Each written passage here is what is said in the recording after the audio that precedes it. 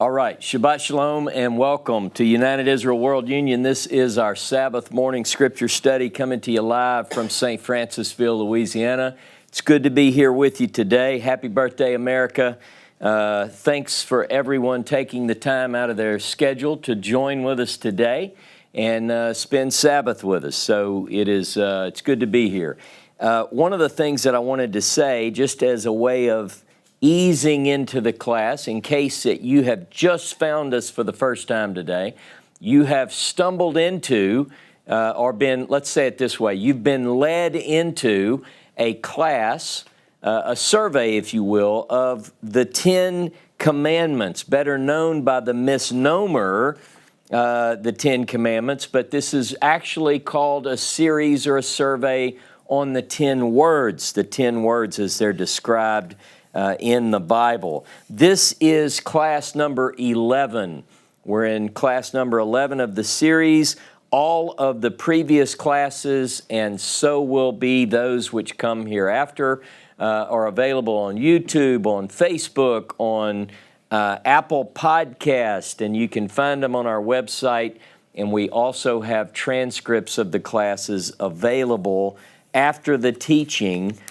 John Perry, Baruch, makes these wonderful transcripts, and those will be available as well on our website, unitedisrael.org.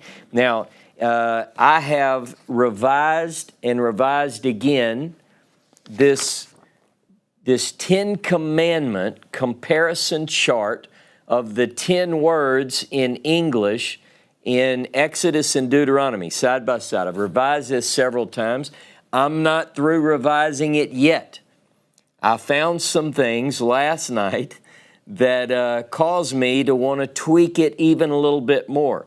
So what I want you to understand is be patient, because what I'm trying to produce here is the best and most accurate reflection of what the Hebrew says behind these English words. So I'm not going to apologize again. I'm simply going to make a couple of slight changes. They're very slight, but it's going to make it better and better. So we are in the 11th class today, but we're only on the 5th word, the 5th of 10, if you go by, as I am doing, the white spaces, the breaks within the Hebrew text. So we're following this particular order for a very good reason. It's going to make even more sense as we work our way through. But just as I've said in the other classes, there's no indication in the text with numeral 1, numeral 2, so forth.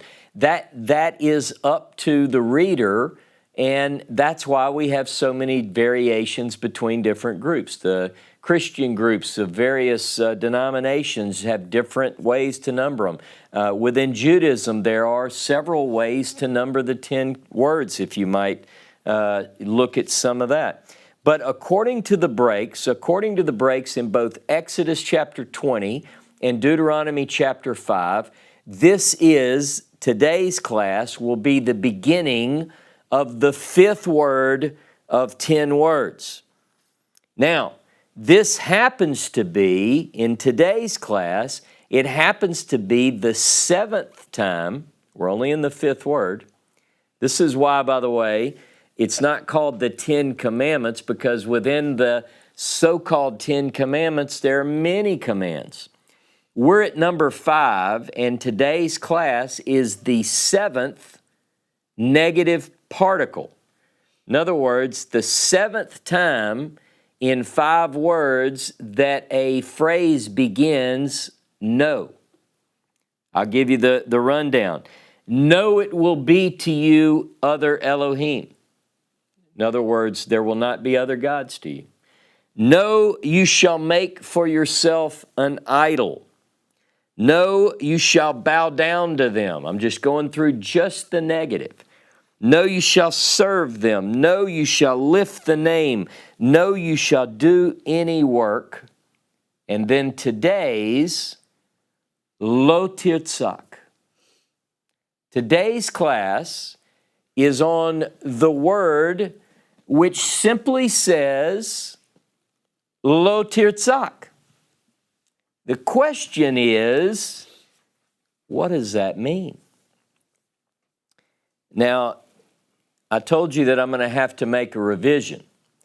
If you look at my translation, you'll get a feeling for why. Because so far I've been very literal. When I would see in the Hebrew, lo such and such, I would say, no it will be, or no you shall make, or no you shall bow, no, putting the negative particle at the beginning just as it is in the Hebrew. So for instance, when I say in Hebrew, no you shall make for yourself an idol, you could say grammatically, using English syntax, you could say that that really says, don't make an idol. Or don't make for yourself an idol. You could phrase that more smoothly in the English. And what I did in this translation, almost by habit, is I did that in my mind, because when I'm reading the Hebrew Bible, I'm working on translating and grammar and syntax as it filters through my mind. So I automatically, when I read lo tirtzak, if tirtzak means murder, or if ratzak means murder, then in my head I say, you shall not murder, lo tirtzak. But if ratzak means murder, and I want to be consistent with what I've done previous, I'll say, no, you shall murder, right? You see what I'm saying? So I want it to be consistent. So I'll probably be revising, and I did that, by the way. I began to bring English grammar and syntax into these following 5, whereas the ones before I was very literal. So that's my reasoning there. Now, as we work through today's class, lo tirtzak, I'm going to share some things. I posted on Facebook that I did a major study on a single word, and I found that I might not have been so accurate in my translation. So that's my confession up front, and that's what I'm going to share with you today. Now, before I get into the content of lo tirtzak and what that means and so forth, every word which comes before this word, all that comes before this word, uses God's name or the title in every one of these commands or words. It either has Jehovah or it has Elohim. But from this word all the way through the rest of the 10-word covenant, not a single mention. This caused some people to suggest that, and again, this isn't indicated in the text, but you had 2 tablets. And according to tradition, on one of the tablets were written all of those dealings with or interactions with that the commands or the words which dealt between humans and God, the divine realm, if you will. Everything about how humans are to interact with God. You're not to have other gods before Him. You're not to make another god, so forth and so on. And then everything which, beginning today and follows after today's class, is going to be dealing with mankind to mankind. In other words, there is a clear shift. Once you leave the word that deals with parents, and I talked about that last week, as soon as you cross over into today's, things clearly shift, and it deals strictly with the earth, if you will, the earthly realm, mankind to mankind. Ramban, Nachmanides, as he's called, you know these different names for these rabbis, the Ramban, not the Rambam, not Rabbi Moses ben Maimonides, but this is Nachmanides. He puts it this way: describing these that we're about to study, he says that these 5 deal with the welfare of man. The welfare of man. So if you're somehow in the heavenlies, I want you to stay there, but I want you to recognize that I'm going to be talking about factors here on the earth today, right? So the next three, if you look at my sheet, you'll notice you shall not murder, you shall not adulterate, you shall not steal. Now, a lot has been written on these three. Think about, just in a broad sense, what would our world be if these three were followed? Think about that.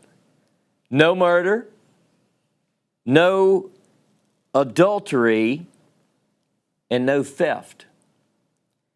These three crimes, these three sins have such an enormous negative impact on families, on towns, on countries, and so forth, and our world. Think about the impact, or just a reduction in any of these.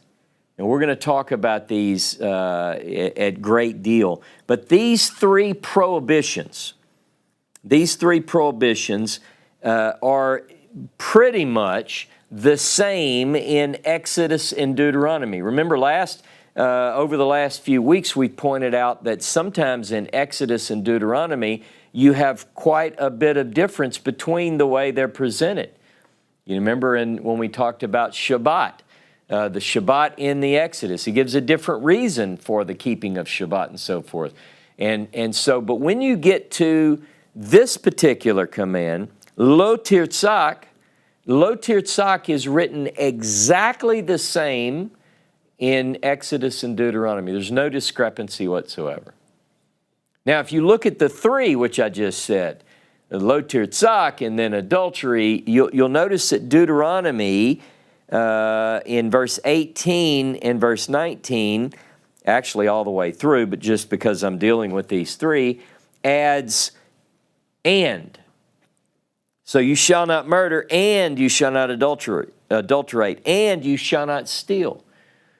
On the Deuteronomy side, it reads as if it's one continuous thought.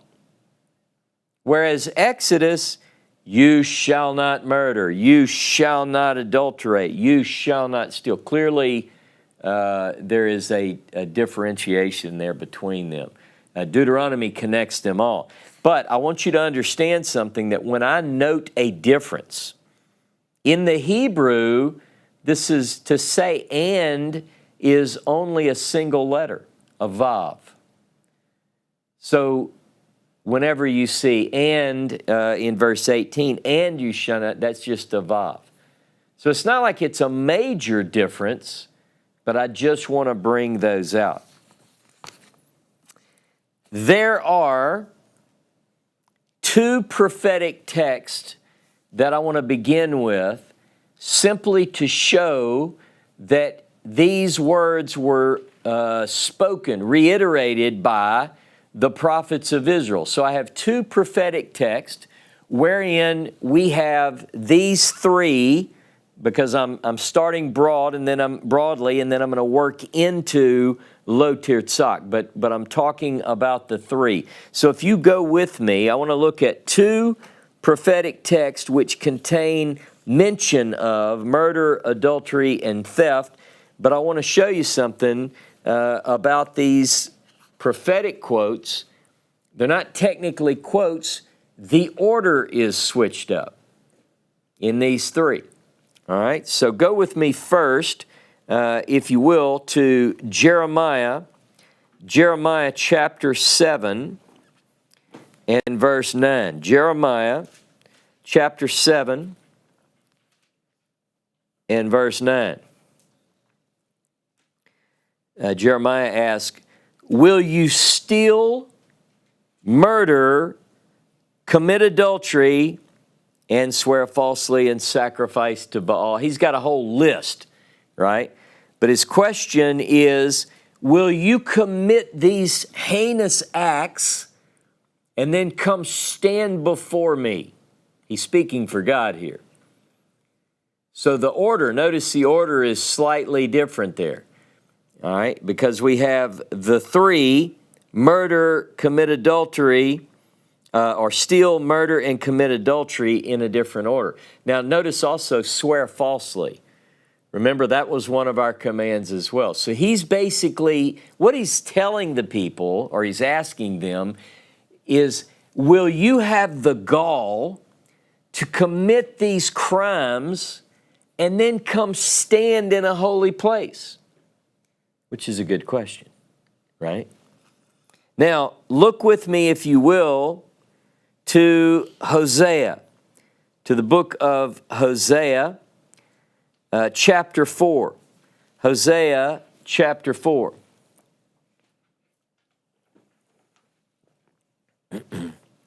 Hear the word of Jehovah, O people of Israel, for Jehovah has a case against the inhabitants of this land, because there is no honesty and no goodness and no obedience to God in the land. It's not just a modern problem. This is an ancient problem as well. Notice verse 2, false swearing, dishonesty, and murder, and theft, and adultery are rife. Crime follows upon crime, for that the earth is withered, and so forth and so on. Ladies and gentlemen, I'm going to tell you that the problems in the world today point directly towards violating these 10 words. It's not changed. The problems that we see today in our communities and in the world today all can be fit neatly into these categories.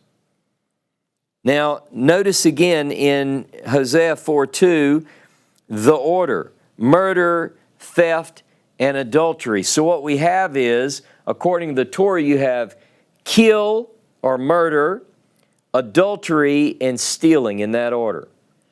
Murder, adultery, steal. Jeremiah has steal, kill, and adultery. And Hosea has kill, steal, and adultery. So these three, though, these three could be taught together because quite often they are grouped together. But I have enough material on these individually to break them apart in the teaching series. So we're going to follow the Torah's order. And so today I'll be dealing with this particular Hebrew word, lo tirtzak. Two Hebrew words. In the white spaces, if you'll notice, some of these words are quite lengthy. Well, like for instance on the Shabbat, you have several lines of text, almost a whole paragraph. But then on this one, 2 words, lo tirtzak.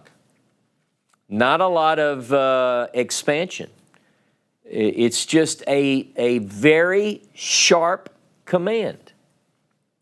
You think, well, why is that? Is it because we don't need a lot of explanation or some other reason? I'm going to explain that. I think I've uncovered something here. So the question becomes, what does it mean? We know some things grammatically. It's in the second person masculine singular, you. You, know you. It's got a negative particle, so it's a command, it's a prohibition, and it's addressed singularly, meaning, the way I understand this and the way I interpret this is that when you see lo tirtzak, you have the second masculine singular, every person who hears it says, this applies to me. It's to you. The question is, how do we translate the verbal root ratzak? Resh, tzadi, Het, Ratzach. Because you'll see in my translation that in my current translation, when I put this together, I put the English word murder. Well, that tells you where I went at the time. I said, clearly Ratzach means murder.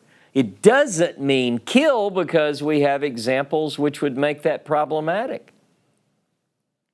Well, it's amazing what you can find when you study. I'll be the first to tell you that sometimes putting a Hebrew word or phrase into English is a little bit tougher than you might think.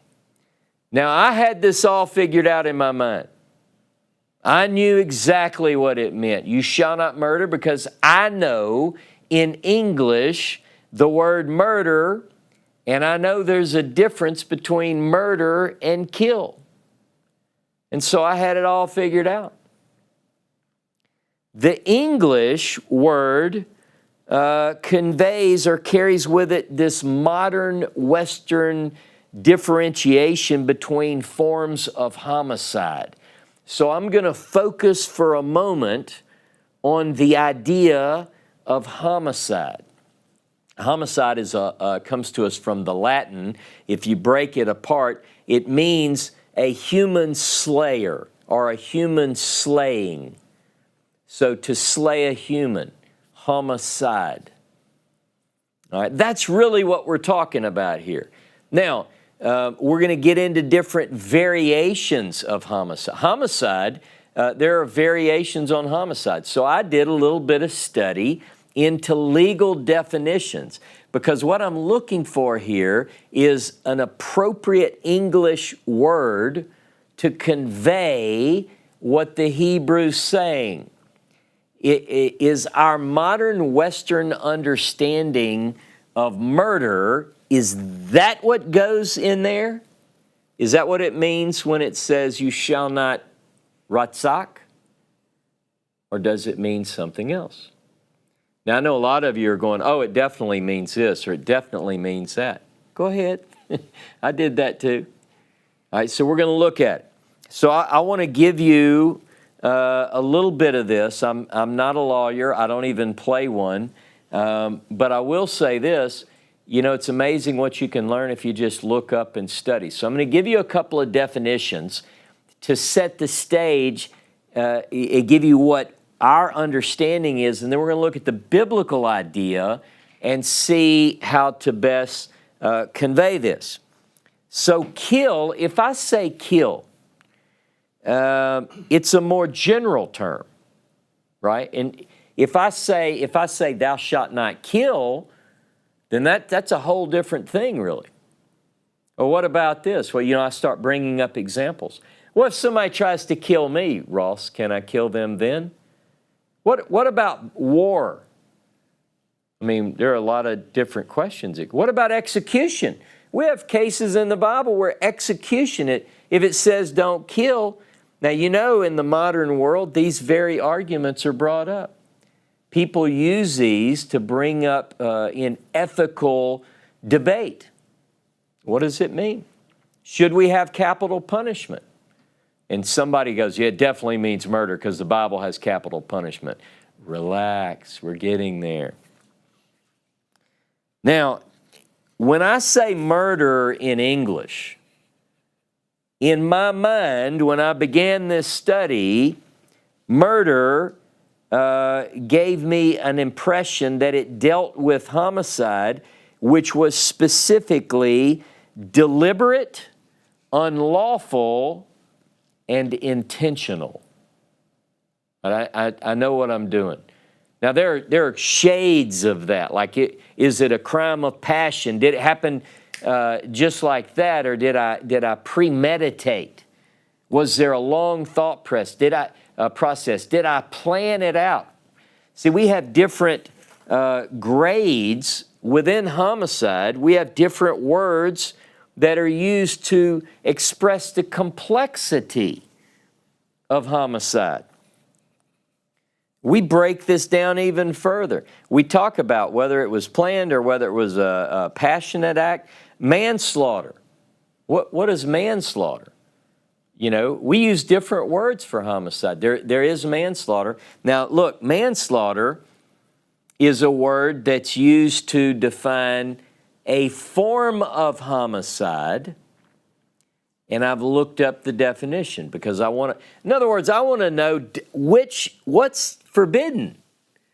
Not that I ever want to, God forbid, be involved in a situation where I have to or could possibly take a life, but I want to know what God says here.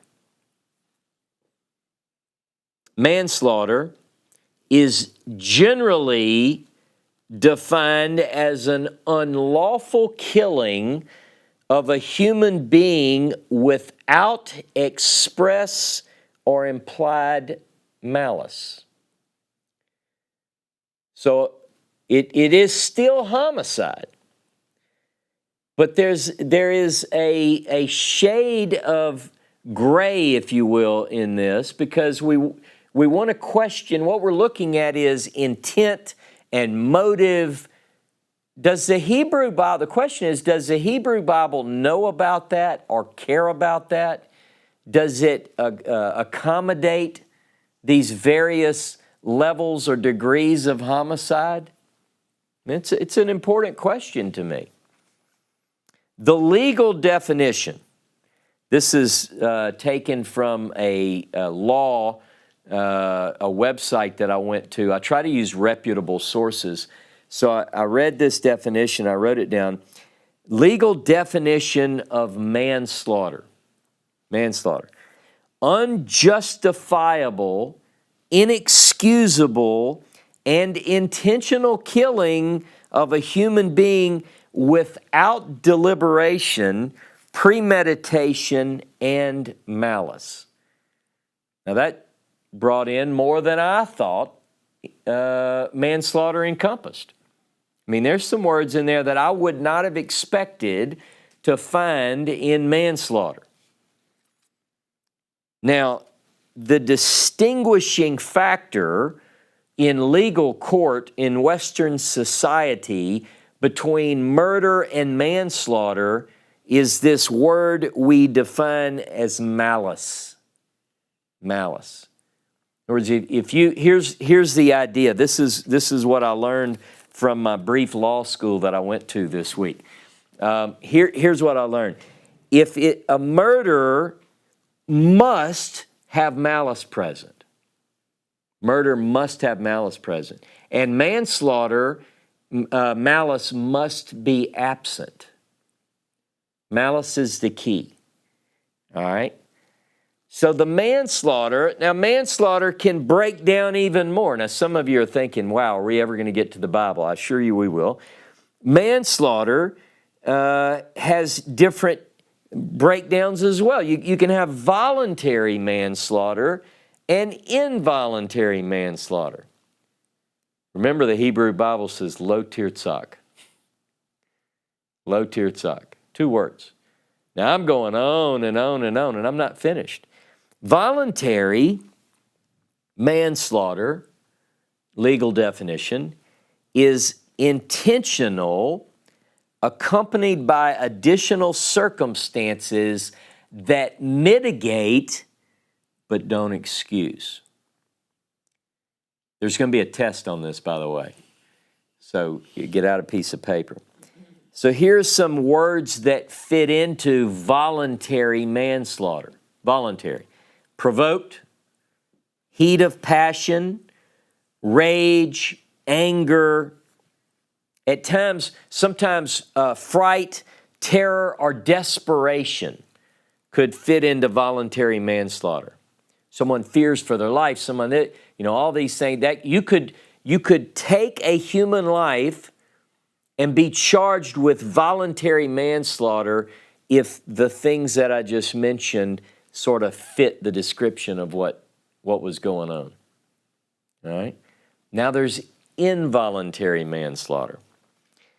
Involuntary manslaughter is without intent, not from heat of passion, but from improper use of reasonable care or skill while in the commission of a lawful act, or a non-felony unlawful act. Generally, we think of negligence that results in someone's death. You're still guilty. You see, you can be charged with involuntary manslaughter. It wasn't intentional.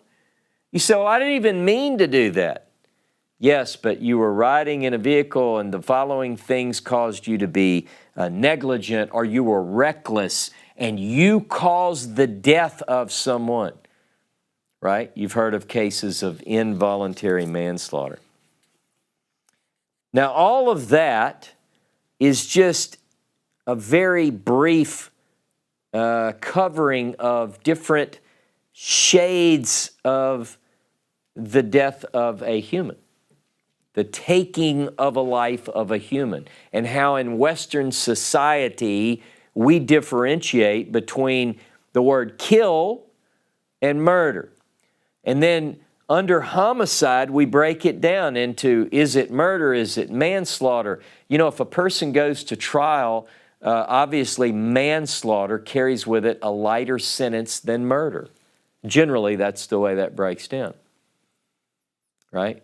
But again, we're looking at what is behind it. So the question is, given all of that, we're trying to put in English, what does lo tirtzak mean? That's all we're trying to do. I want to know, do any of the definitions that I talked about, do any of those come close to fitting? Is one versus the other? For instance, in my translation, I said what others have said, that lo tirtzak means no, you shall murder. But is that what the Hebrew Bible is saying? Is it saying that it has to be intentional, that it has to be this, it has to be that? Or is it more of a general term? Could someone who commits, causes a human death unintentionally, could they be charged with breaking that commandment, that word, lo tirtzak? That's the question. And it's a big question. It has all sorts of ramifications. The old thou shalt not kill, everybody knows that one, right? It's memorialized on plaques and banners and billboards and monuments, and thou shalt not kill. Charlton Heston, I believe, says those or hears those words on Sinai as the stone is being written on, thou shalt not kill. Now, most of us knowledgeable Bible students say, that's wrong. It should say, thou shalt not murder. Isn't that what we say? Work with me here, people. Translators use thou shalt not kill. It's the one that I learned as a little boy. When I memorized the 10 Commandments as a child, thou shalt not kill. But it brings up questions. Biblical questions. What about the conquest? What about the conquest? The story of how the children of Israel go into the land and they're told, you are going to put this place to the sword. I'm paraphrasing. You're going to utterly slay men, women, children, and so forth. How many cases do we have like that in the Bible? And the questioning mind says, yeah, but wait a minute. If it says thou shalt not kill, and then there's a lot of killing, what about executions? If a person commits this crime, you shall stone them to death with stones until they die. Well, it brings up questions. What about warfare? The wars that go on in the biblical text that are all over the place. What about our modern ethical questions today? How do they fit into this?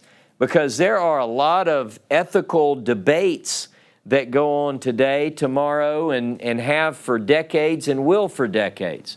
And people use the Bible to beat people with, to prove their point, and they can prove both points. You know, some of the best debates that I've seen involve people taking different sides of the biblical equation. People used it to support the freedom of slaves. People used it to support keeping slaves. But when you look at the biblical text and you're looking at modern ethical questions, what do we do with questions that we have today about capital punishment? Some of the most strong opponents to capital punishment at least attempt to use "thou shalt not kill."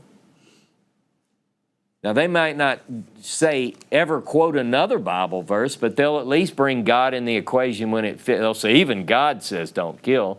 You know, like that's a big revelation.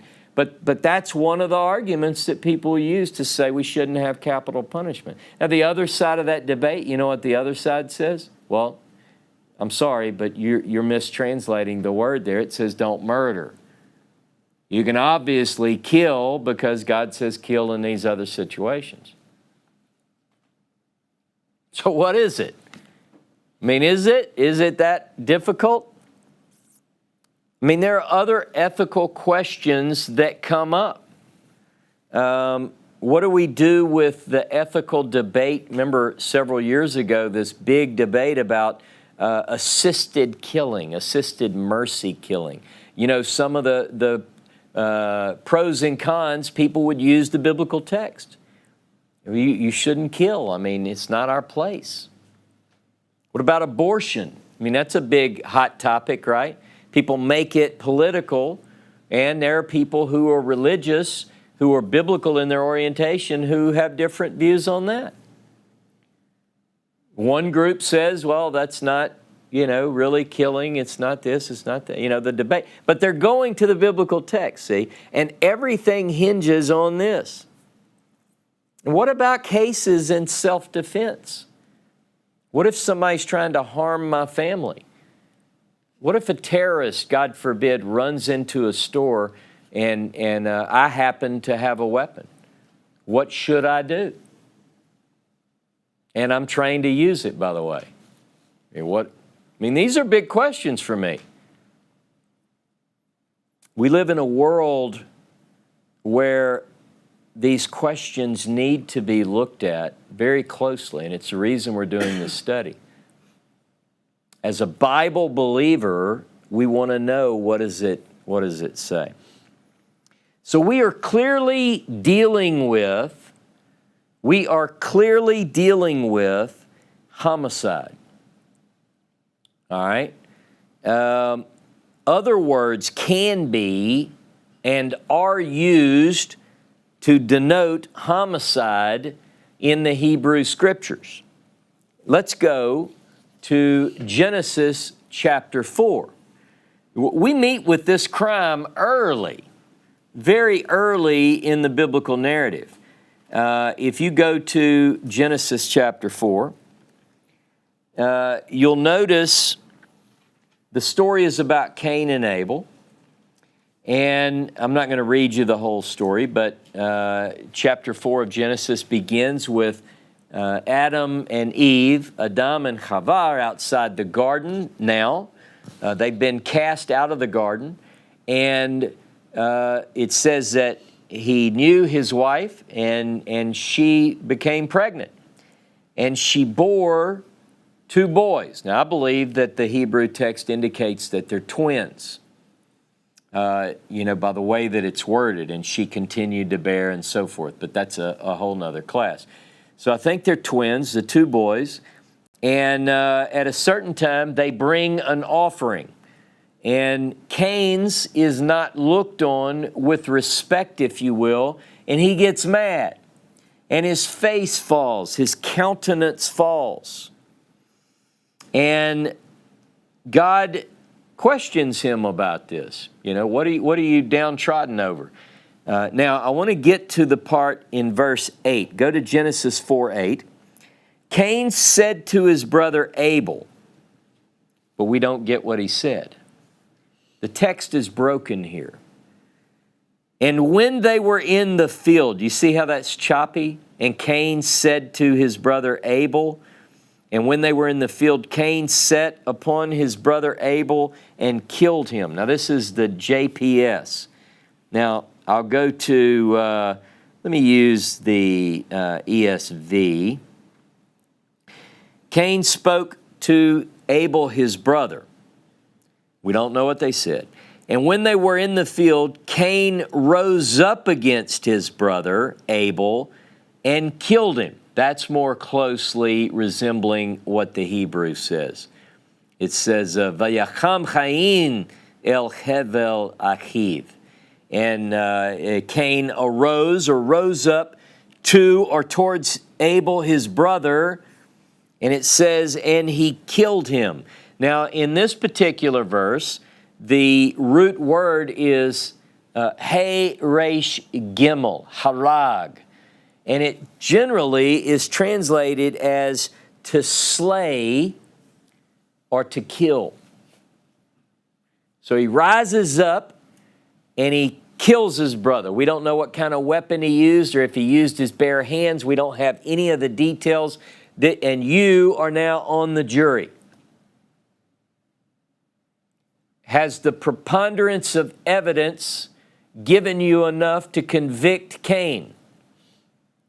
Now remember, in the Torah, later a rule says you have to have some witnesses. How many witnesses do you need? You got to have 2 witnesses. What if you just have 1 witness? I'm telling you, I saw Cain killed Abel. Is that enough to convict? Look, we've got some complexity in this case.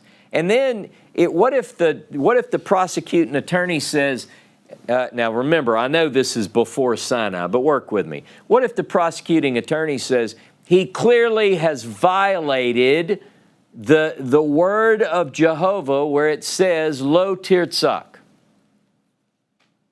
Is that true? Would the defense attorney say, well, technically, he didn't harag him. I mean, he didn't, you see the difference. He didn't ratzak him, he haraged him.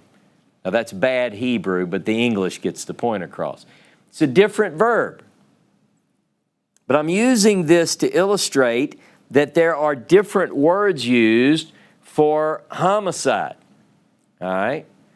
Now, let's keep reading. Let's look at what God says in response to the scene.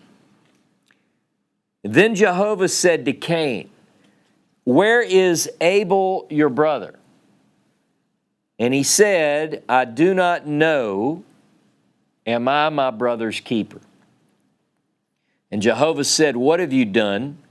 The voice of your brother's blood is crying to me from the ground.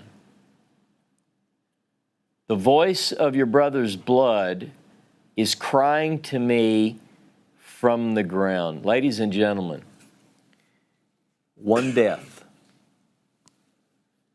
1 homicide. And it says that the blood cries out from the ground. Now, I know that there are texts, very few, but there are a couple of texts even talking about animal blood, and even that has to be treated with respect.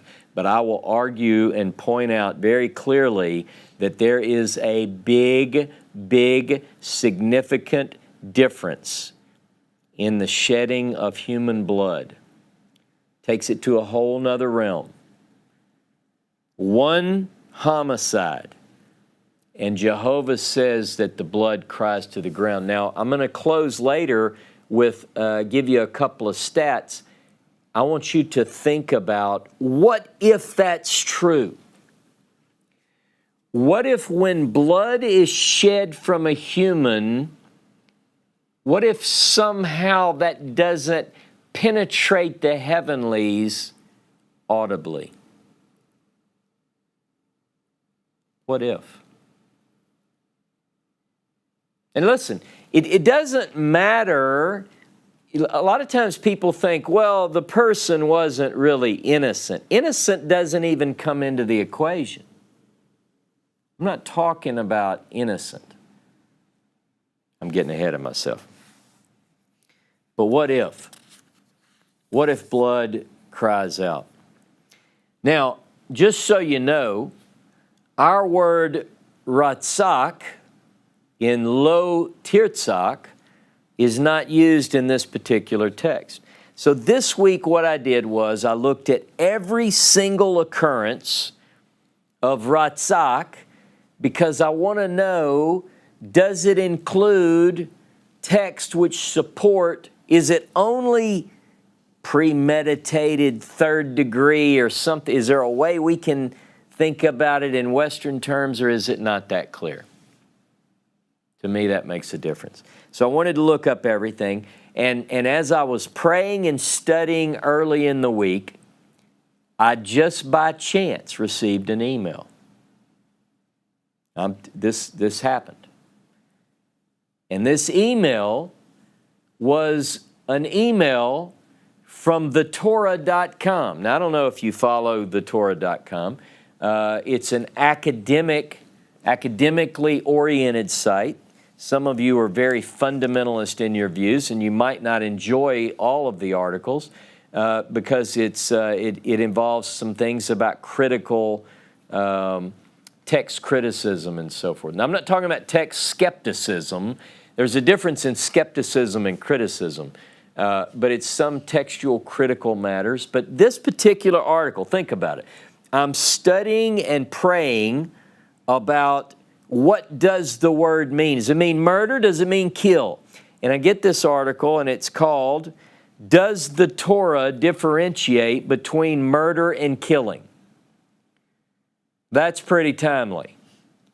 Thank you, Jehovah, because it really opened my eyes. Now, by the way, just to tell you how important I think this miraculous email was, and I don't consider all emails miraculous, but it was so well timed. A lot of times thetorah.com sends out emails associated with the Torah portion. Torah portion has nothing to do with this. So this was just I'm asking, I literally had on the question on my notepad, difference between murder and killing. And the email, does the Torah differentiate between murder and killing? Okay. In the article, by the way, I'll post that link later, the author considers the views of rabbis and scholars and translators. Very, very informative article. And I know that a lot of people who've studied this subject think they've got this all figured out. Look, this whole idea of homicide, there's material on, you have to bring in so much to fully flesh this out. You've got to study the Goel Hadam, the avenger of blood. Who is that? That's a big part of this.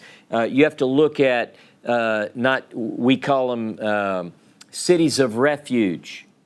You have to look at all these things to really get this. So some people think they've already got this figured out. I did too. This author, Professor Rabbi Marty Lokshin, begins with a view put forward by, here's another one of those rabbi names, Rashbam. Rabbi Samuel ben Meir from 1085 to 1158. This is when he lives. This view, this author, this Rabbi Marty Lokshin, begins with a view from Rashbam that he says Ratzak, Resh Tzadi Het, means murder and only murder. He puts forward this argument. That was what I believed. That's what I thought. My translation confirms that. But is he right? Was I right? Are you right?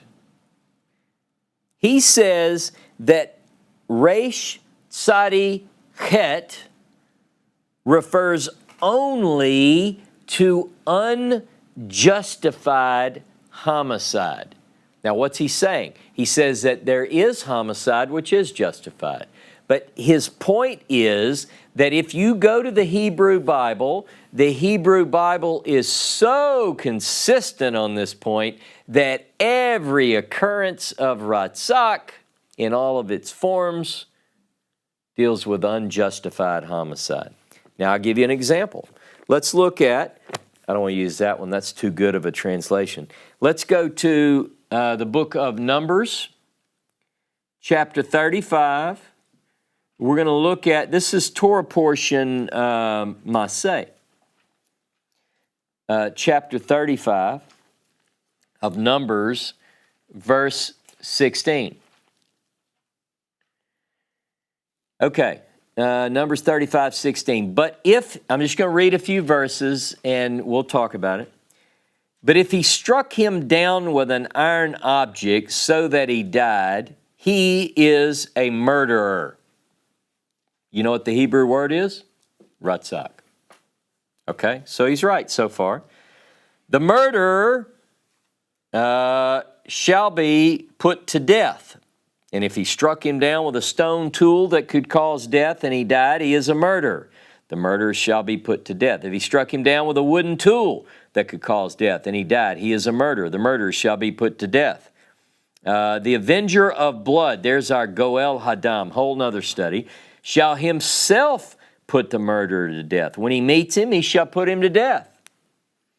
And if he pushed him out of hatred or hurled something at him, lying in wait so that he died, or in enmity struck him down with his hand so that he died, then he who struck the blow shall be put to death. He is a murderer. The avenger of blood shall put the murderer to death when he meets him. Now, by the way, these cases are pretty thorough for the Bronze Age, right? If we were to rewrite this in modern times, we would maybe include some other tools. We might say, and if he shot him with a gun, if he stabbed him with such and such, if he, whatever. But this is saying, look, if he has a stone and he hits him and kills him, he's a murderer. If he uses a piece of wood and he hits him and he dies, it's a murder. If he grabs him with his hands and chokes the life out of him, so it's trying to give you every case. Here are the possibilities. The point is, the intent is there, and it's called a murder. Now, this particular author, Marty Lockshin, goes on and shows that there are other words for homicide that can mean unjustified, as in Genesis 4:8, which we just did with Cain. There it says harag. It's still dealing with homicide. It's still not justified, so it's still in our definition. You go, was that murder? Is it manslaughter? What is it? Is it crime of passion? Do we have enough in the story? Is there forensic? Is there, what are the other qualifications to make a decision? But according to this rabbi, and I've found this in my search as well, there are cases of execution. Look at this. Look at Leviticus chapter 20. Leviticus chapter 20, verse 16. Let me make sure that it's okay. If a woman approaches any animal and lies with it, you shall kill the woman and the animal. They shall surely be put to death. Their blood is upon them. This from the priestly legislation. It deals with a gross crime against nature, basically, however you want to define that. But it calls for the death penalty. In there, the word harag is used. Harag, it's the same root word that's used when Cain kills Abel. So, hey, resh, gimel can be used for like murder in our understanding, and it can also be used when we're talking about an approved, authorized, sanctioned execution. Still homicide, still deals with the ending of a life. But according to this study, Ratzak, in Rabbi Lakshan's mind, refers only to unjustified homicide. Unjustified homicide. So in other words, the view of Rashbam and others, me included, was that biblically, Resh Tzadi Chet was narrowly defined as unjustified murder. And this is what is forbidden. And it's why I said, no, you shall murder. While other words for homicide could be used for legal and illegal, sanctioned and forbidden homicide. But is that true? Biblically, it matters. If Rashbam is right, if he's right, it's easy. You simply translate it murder, and you understand that every time Ratzak is used, it means this is intentional and it fits our Western idea of murder. It's not some of these other cases where manslaughter, it's clearly murder. So if it were that easy, it'd be nice. Go with me back to Numbers 35. Numbers 35. Now let's begin in verse 9.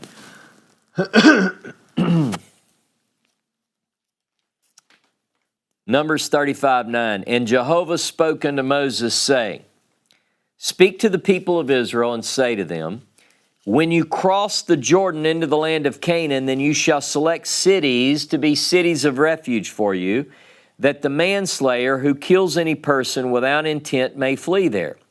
The cities shall be for you a refuge for the avenger, or from the avenger, that the manslayer may not die until he stands before the congregation for judgment. And the cities that you shall give shall be 6 cities of refuge. You shall give 3 cities beyond the Jordan, and 3 cities in the land of Canaan to be cities of refuge. These 6 cities shall be for refuge for the people of Israel, and for the stranger, and for the sojourner among them, that anyone who kills any person without intent may flee there. So you go, but those are different. See, we're talking about a manslayer there, Ross. We're not talking about a murderer. I mean, what if the Bible said that if somebody murders someone, that they could flee to one of these cities of refuge until such a time that he stands before a congregation for judgment? In other words, until the trial, he's got to be protected. But that's for a manslayer, not a murderer. But verse 11, where it says a manslayer who kills, it's funny that in a lot of places where the translator will see Ratzak, he says murder, but here it says Ratzak, and he says manslayer. You follow what I'm saying?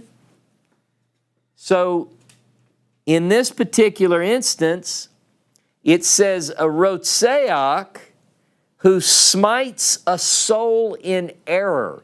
In other words, there's no intent there. This city of refuge is set up for one known as a rotseach who unintentionally kills someone. He can flee there and be kept there until, right? But the point I want you to understand is that that's the same root word, lo rotzak, lo tirtzak, I'm sorry. Now go to verse 27. Go to Numbers 35, verse 27. No, 26. But if the manslayer,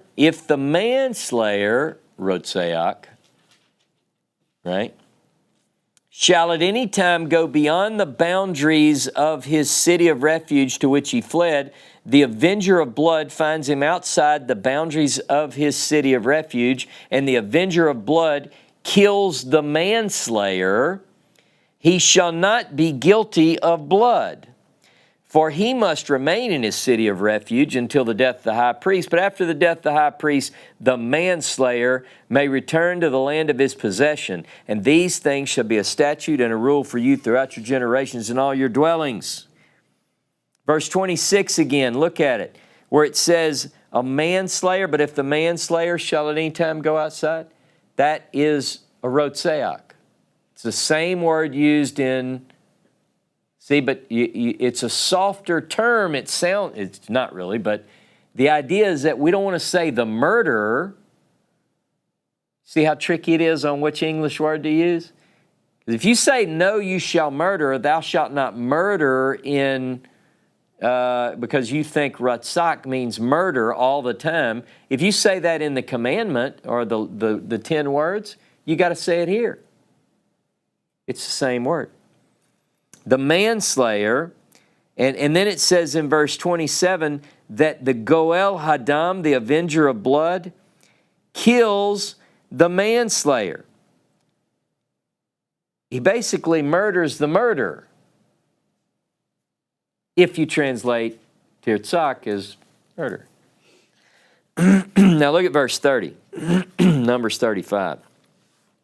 If anyone kills a person, the murderer shall be put to death on the evidence of witnesses, but no person shall be put to death on the testimony of one witness.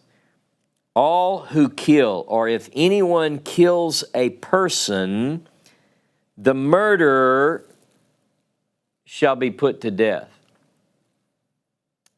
Now, literally in Hebrew, the word ratzak is used twice. You shall murder the murderer. If murder is the right word. Rabbi Aryeh Kaplan, some of you know of Rabbi Aryeh Kaplan, very well respected.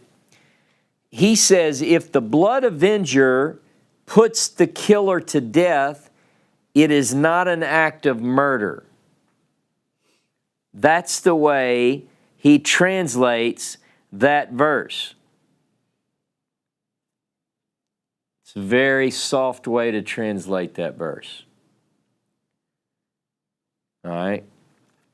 Now, I want you to do something. Well, let me tell you this first. In Hebrew, it's very clear the same word is repeated, ratzak. Everett Fox, who's very literal, says murder the murderer. Right? Now, look at chapter 35 of Numbers, verse 31. Moreover, you shall accept no ransom for the life of a murderer. Now, all of a sudden, this translation knows that rotseach means murder.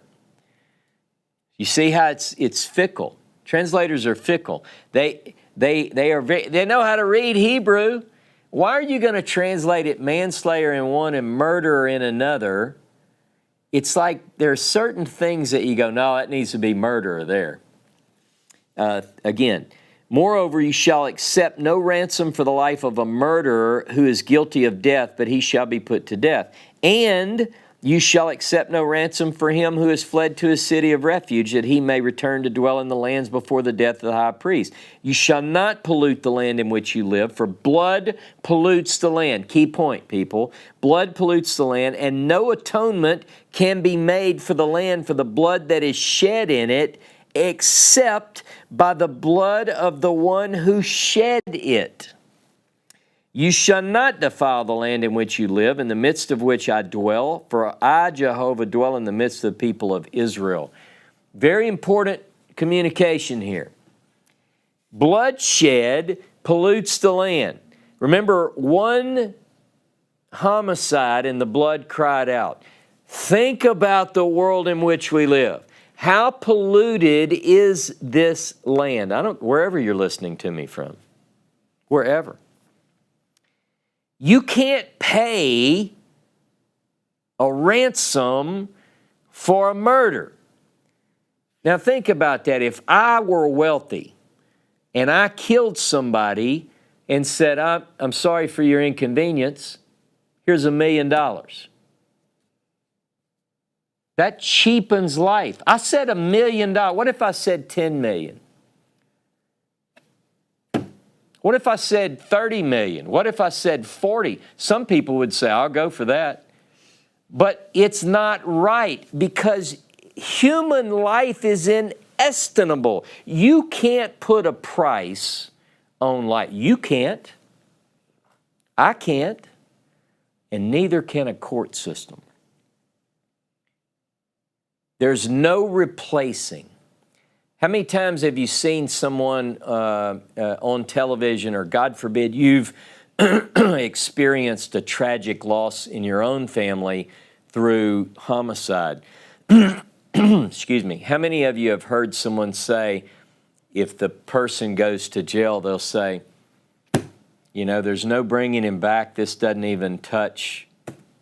I've lost my loved one. You know why that is? Because it doesn't, no matter what you do to the other person, there's no scale. It's not like you go, well, we're even now. Look, human life is of infinite value, is the way Rabbi Hertz put it. Look at Genesis chapter 9, verse 6. Genesis 9, verse 6. And I just read that there's no remedy for the pollution of the blood on the land. There's no atonement except for the blood of the person who shed it. So if a person sheds blood, their blood shall be shed. Now this is biblical. This is biblical. Whoever sheds, Genesis 9:6, whoever sheds the blood of man, by man shall his blood be shed, for God made man in his own image. The value of human life is in the fact that mankind is made by the Creator. I'm telling you that, it's like in in Ezekiel chapter 18, verse 4, Jehovah says, all lives belong to me. The problem is not that people devalue whether or not a life matters, regardless of whose life. The problem is that society has forgotten that life belongs to Jehovah. That's the problem. You want a biblical slogan? The world is grappling right now with a secular mindset, crying out for justice, trying to give a secular answer to a spiritual problem. They're crying, they're grasping for a saying that says, we need justice. But they've missed, they don't know this. All lives belong to God. All lives. What is man that you are mindful of him? Psalm 8. God's created man. There's no race mentioned. God's created man in his image. Go to Deuteronomy chapter 4. Deuteronomy chapter 4. Verse 41. Then Moses set apart 3 cities in the east beyond the Jordan, that the manslayer might flee there. Anyone who kills his neighbor unintentionally without being at enmity with him in the past, he may flee to one of these cities and save his life. By the way, manslayer in Hebrew is rotseach, where it says, this is our word.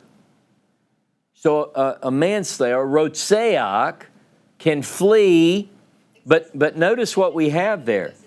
What we have there is a conditions.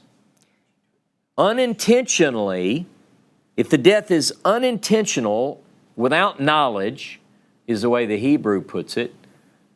Beli diat, without knowledge, and then no hatred. That's what differentiates. So a person can be considered a rotzeach, and it can be determined that the crime was not done intentionally, and or it was not done with hatred. It was either accidental or negligence, or it doesn't. You've still committed homicide. You see what I'm saying? The Hebrew Bible knows what we know. The Hebrew Bible knows that things happen. But there are two factors that the Hebrew Bible brings this in. One might ratzak, but we have to ask, was it intentional? Was there hatred? And we try to do that. See, our system tries to do this. Deuteronomy 19. Go with me to Deuteronomy 19, verse 4. Deuteronomy 19, verse 4. This is the provision for the manslayer, who by fleeing there may save his life. If anyone kills his neighbor unintentionally, without having hated him in the past, as when someone goes into the forest with his neighbor to cut wood, and his hand swings the axe to cut down a tree, and the head slips from the handle, strikes his neighbor so that he dies, he may flee to one of these cities and live, lest the avenger of blood in hot anger pursue the manslayer and overtake him, because the way is long, and strike him fatally, though the man did not deserve to die, since he had not hated his neighbor in the past. You understand that what we're dealing with is someone who ratzaked his neighbor. You forgive my English-Hebrew combination there. It's the word don't ratzak. Lo ratzak. Lo tirtzak. But a person can, at times, commit this. But then the question goes to the two factors. Was it intentional? And was it done in the heat? You know, if a friend of mine and I go and he accidentally kills me, I would hope that my family could at least understand this was a tragic accident. So-and-so didn't mean to kill Daddy. It was an accident. Now, that doesn't bring the father back. You see what I'm saying? Nothing, the value of human life is so precious. So precious. We have to recognize that value. Look at Joshua chapter 20. Joshua chapter 20 and verse 3. That the manslayer who strikes any person without intent or unknowingly may flee there. There shall be for you a refuge from the avenger of blood. He shall flee to one of those cities and shall stand at the entrance of the gate of the city and explain his case to the elders of that city. Then they shall take him into the city and give him a place, and he shall remain there. And if the avenger of blood pursues him, they will not give him up to manslayer into his hand, actually rotzeach, because he struck his neighbor unknowingly and did not hate him in the past. So the person who does commit homicide runs to this place. He's out of breath. He said, the avenger of blood's chasing me. Here's what happened. I was in the woods. I was chopping wood. The axe head came off, struck Billy, killed him. Let me in. And they're like, okay, we're going to let you in. And then the avenger of blood comes. The elders at the gate say, stop. We're going to have a trial. The angry mob, see, you can't have vigilantism. The Hebrew Bible forbids this. You have rules in place. There has to be justice, but it has to be just. In Hebrew, in the Bible, death, homicide, is called smiting a soul. In English, we say soul. But it's really to strike a life, to smite a life. Nephesh, when we translate nephesh as soul, we get the idea that soul is this part of our being. We think, because we've inherited Greco-Roman Hellenistic ideas, that we are made up of body, spirit, and soul. Not biblical. Not biblical.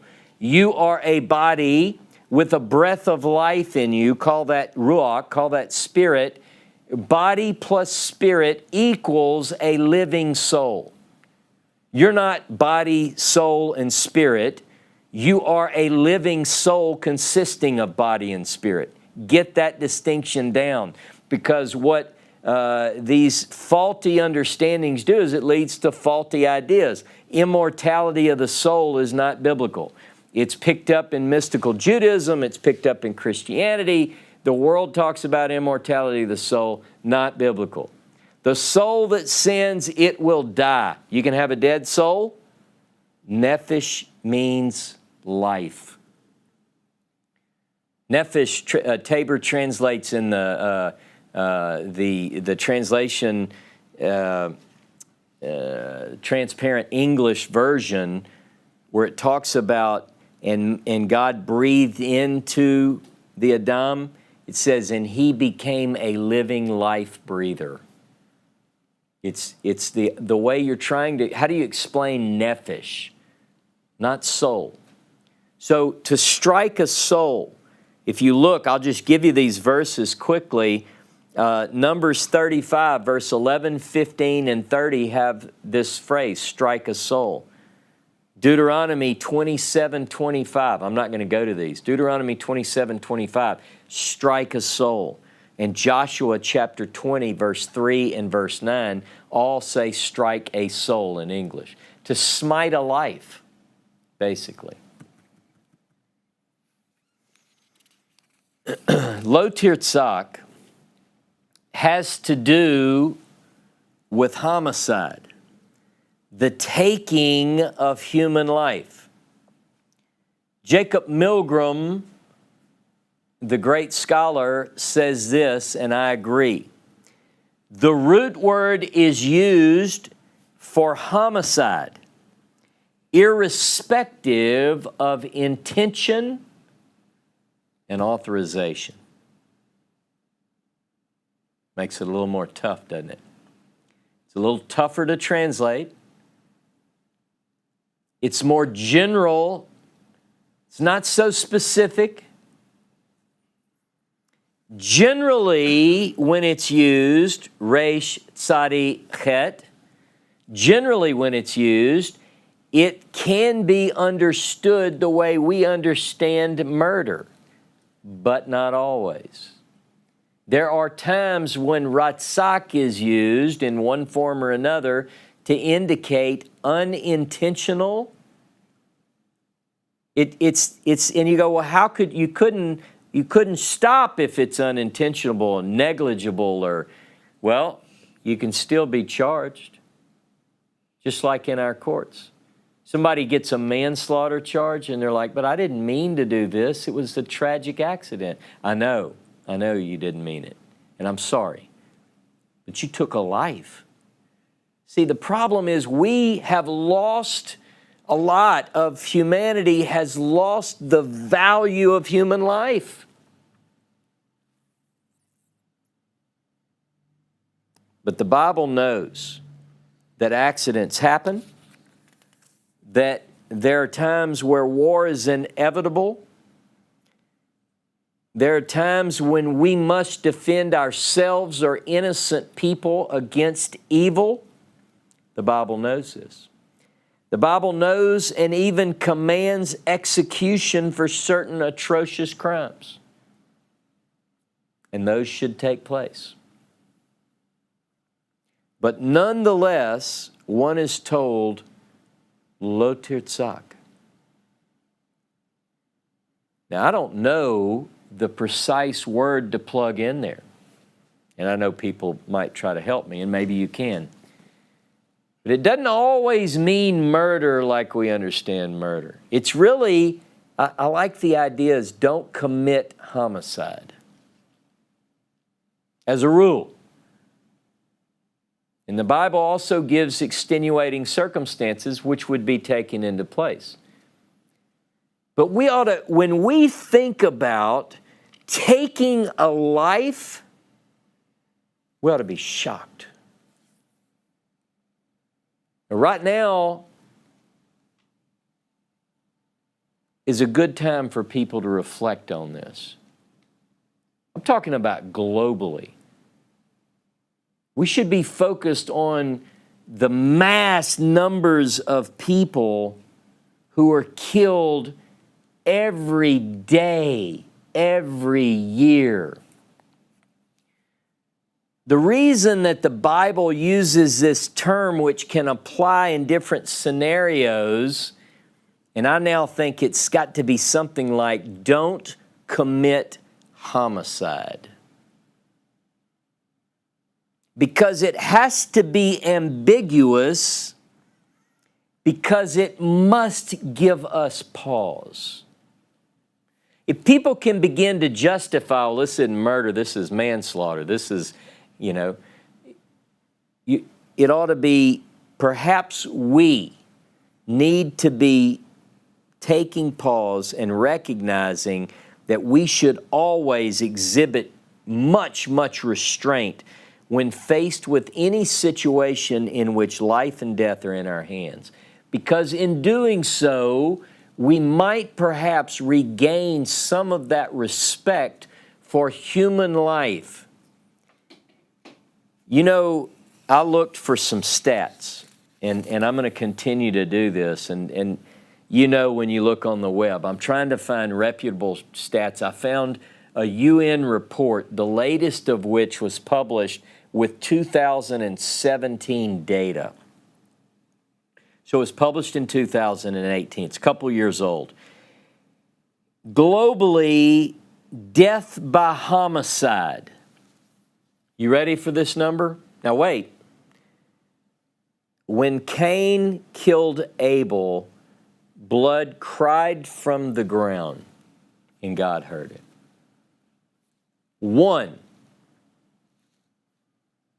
2017, if this data is right, 463,821 death by homicide.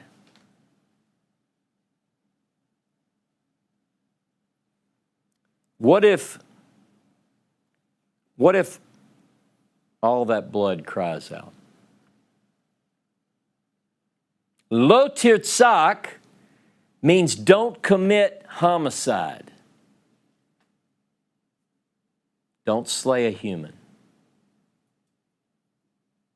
That's what it means. You want a slogan? All lives belong to God. You can say all souls. When we devalue human life, when we suggest anything other than that life belongs to God, that's when other people who don't respect God or life become Rotzeach. Shabbat Shalom. Next week, we pick up with the next in our series. We will be talking next week about adultery. Don't miss it.